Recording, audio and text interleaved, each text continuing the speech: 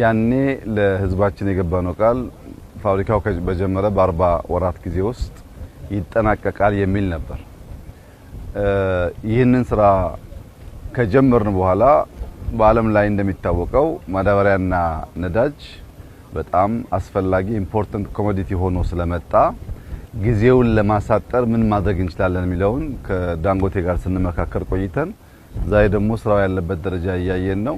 በተቻለ መጠን ከ40 ወር ባነሰ ጊዜ ውስጥ ፕሮጀክቱን ጨርሰን ለኛም ገበያ ከኛ የሚተርፍ ካለም ለውጭ ገበያ ለመጠቀም ጥሩ ተስማምተናል።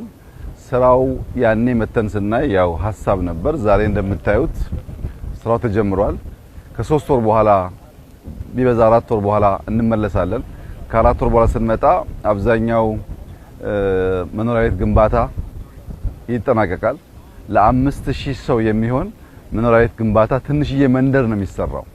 መስከረም ላይ እሱ ሙሉ በሙሉ ተጠናቆ ስራ ይጀምራል የሚል እምነት አለ።